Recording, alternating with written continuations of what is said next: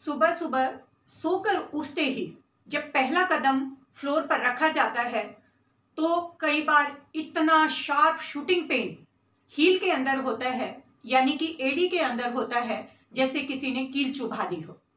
और अचानक इंसान लड़खड़ा जाता है और कुछ कदम लेने के बाद ये पेन धीरे धीरे कम होता चला जाता है। और कई बार ये दर्द चलना फिरना इतना मुश्किल कर देता है कि जमीन में पैर रखने के लिए भी इंसान डरने लगता है। फ्रेंड्स, मैं फिजियोथेरेपिस्ट डॉक्टर हेमलता, नमस्कार। जून फिजियोथेरेपी चैनल में आपका स्वागत है। फ्रेंड्स, आज हम इस वीडियो में लेकर आए हैं हील पेन से रिलेटेड एक प्रॉब्लम जिसको प्लांटर फैसाइटिस के नाम से जानते हैं। ये प्लांटर फैसाइटिस होता क्या है? हील के अंदर सुबह उठने के बाद शार्प शूटिंग पेन होता है और कुछ कदम चलने के बाद ये पेन धीरे धीरे कम हो जाता है और जब लंबा चलते हैं तो पेन धीरे धीरे ऐसा लगता है जैसे गायब हो गया, लेकिन कुछ टाइम के लिए जैसे ही रेस्ट करते हैं फिर वही सीक्वेंस चालू हो जाती है। ज़्यादातर ये प्रॉब्लम 40 से 60 साल की उम्र के लोगों में देखी गई है। हालांकि आज किसी भी प्रॉब्लम के लिए कोई एज लिमिट नहीं है। जैसे कि हमने घुटनों के दर्द का जिक्र किया लास्ट वीडियो में, घुटने के दर्द की कोई एज नहीं है। आज के टाइम पे जो हम क्लिनिक में देखते हैं, ऐसे छोटे छोटे बच्चे घुटने के दर्द से परेशान हैं, एडी के दर्द से परेशान हैं। प्लांटर फेशिया एक्चुअली हमारी सोल के अंदर, तलवे के अंदर एक लिगामेंट होता है, कनेक्टिव टिश्यूज का एक बैंड होता है जो के पीछे हील से स्टार्ट होकर हमारे टोज तक जाता है। इसके एक एंड पे जो कि हील से जुड़ा होता है, वहाँ सूजन हो जाना, इन्फ्लेमेशन हो जाना प्लांटर फैसाइटिस कहलाता है। इन्फ्लेमेशन का बेसिकली मीनिंग होता है कि सॉफ्ट टिश्यूज के अंदर स्वेलिंग हो जाना। स्वेलिंग के साथ साथ वहाँ रेडनेस भी कई बार होती है। उस एरिया का टेम्परेचर भी स्लाइटली इंक्रीज हो जाता है। जब हम उस एरिया को टच करके देखते हैं तो वो थोड़ा थोड़ा हमें गर्म महसूस होता है और वहाँ स्वेलिंग के साथ साथ थोड़ा रेडनेस भी होती है। प्लांटर फेशिया एक तरह से शॉक एब्जॉर्बर का काम करता है। जैसे ही हम ऊपर से नीचे की तरफ लैंड करते हैं, अचानक हील्स के ऊपर जंप करते हैं, तो ये एकदम से हील की जो बोन है उसको डैमेज नहीं होने देता, ये प्रोटेक्ट करता है। एक तरह से फैट के पैड की तरह काम करता है। ये शॉक एब्जॉर्बर का काम करता है और सपोर्ट करता है आर्च को। एक्सरे और एमआरआई की हेल्प से हम इसको डिफरेंशिएट कर सकते हैं बाकी प्रॉब्लम से, लेकिन कई बार हमें ज़रूरत नहीं होती है एक्सरे कराने की, खासकर यंग एज पीपल में। कई पेशेंट बोलते हैं कि हमें तो समझ ही नहीं आता कि हमारा ये दर्द हुआ क्यों। सबसे पहले हम प्लांटर फैसाइटिस के कॉजेज के बारे में बात करते हैं। सबसे पहला कॉज है कुछ मिनरल्स और विटामिन्स की डेफिशिएंसी। बेसिकली जो आजकल बच्चों में हील पेन का कारण है वो है विटामिन डी और कैल्शियम की डेफिशिएंसी। विटामिन सी, जिंक की डेफिशिएंसी भी हील पेन का कई बार कारण बन जाती है। फ्लैट फुट या हाई आर्च, फ्लैट फुट में प्लांटर फेशिया फैल जाता है, उसके ऊपर ओवरलोड हो जाता है। नेक्स्ट कॉज है ओवरवेट। अचानक से हमारी बॉडी का अगर वेट इंक्रीज हो जाता है तो का सारा वेट हील के ऊपर जाता है, जिसकी वजह से हील पेन होने लगता है और प्लांटर फेशिया के अंदर बर्डन बढ़ जाता है, लोड बढ़ जाता है और वो हील पेन का कॉज बनता है। एक नेक्स्ट कॉज है एकिल्स टेंडन टाइटनेस। हमारी हील के पीछे एक टेंडन होता है जो हील को काफ मसल से जोड़ता है, तो उस एकिल्स टेंडन के अंदर कई बार टाइटनेस आ जाती है या टाइटनेस हो जाती है काफ मसल्स की, उसकी वजह से भी हील पेन स्टार्ट हो जाता है। नेक्स्ट कॉज है करेक्ट फुटवियर का चूज ना करना। कई बार हम बड़े शूज ले लेते हैं, खासकर बच्चों के लिए, तो वो टाइटली फिट नहीं होते हैं, हील को सपोर्ट नहीं करते हैं, उसकी वजह से भी हील पेन शुरू हो जाता है। नेक्स्ट कॉज है खराब फुटवियर्स, मीन्स जो हमारे ओवर यूज हो चुके हैं फुटवियर्स, मीन्स जूते वगैरह, हम उनको घिसने के बाद भी पहनते रहते हैं तो उनका जो कुशन है वो खत्म हो जाता है, जो हील को सपोर्ट प्रोवाइड करता है वो खत्म हो जाता है, और उसको भी अगर हम बार बार यूज करते हैं तो वो भी हील पेन का कारण बनता है।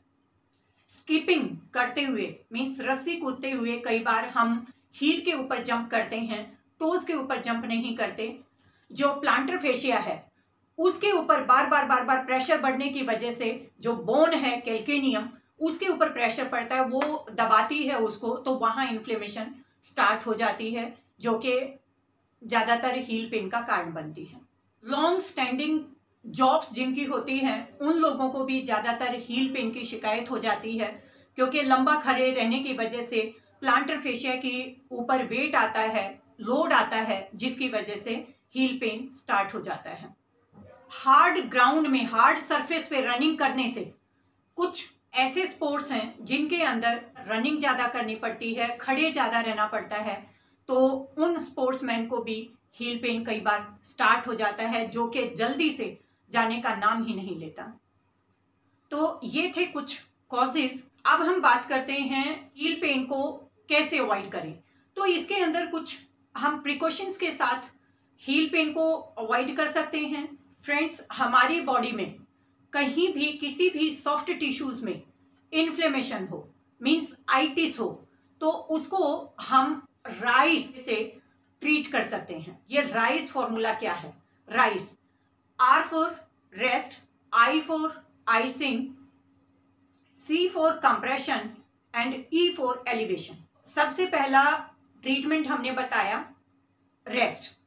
रेस्ट मीन्स जो उसको कॉज करने वाले फैक्टर हैं, जैसे अगर कुछ स्पोर्ट्स एक्टिविटीज हैं तो हमें उन स्पोर्ट्स से दूर होना पड़ेगा, जैसे रनिंग है या फिर क्रिकेट है, या कुछ टाइम के लिए हमें उस हिस्से को रेस्ट देना पड़ेगा जहां इन्फ्लेमेशन स्टार्ट हुई है।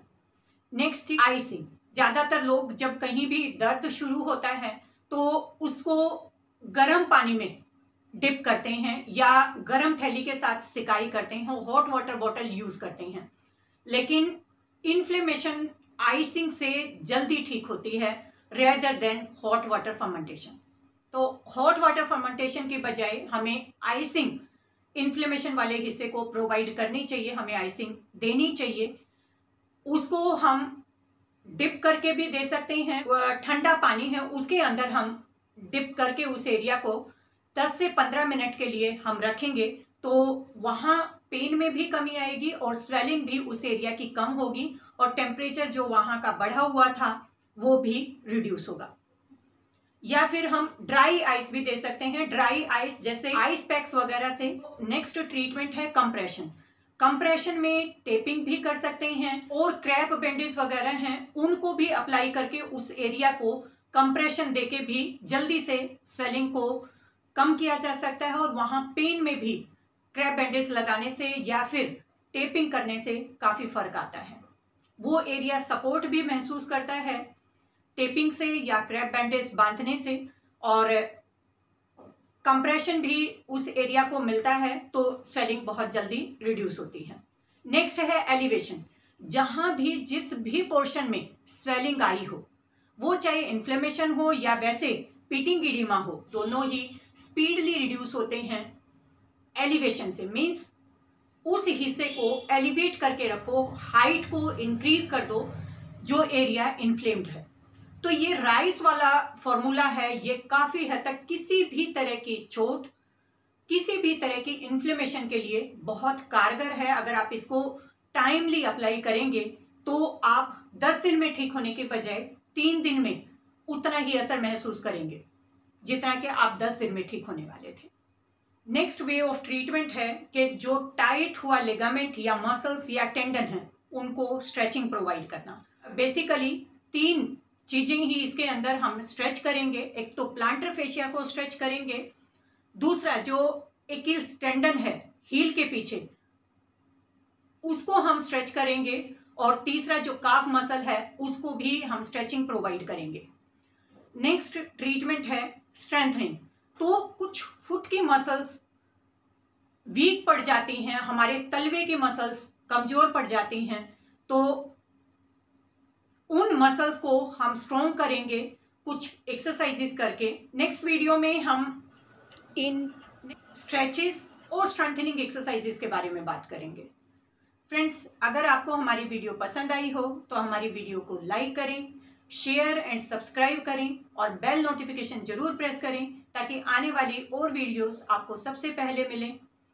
फ्रेंड्स, अगर आपको कुछ क्वेश्चंस हों तो आप हमें कमेंट्स बॉक्स में लिख भेजें, हम आपके कमेंट्स के जरूर जवाब देंगे। Thank you for watching this video.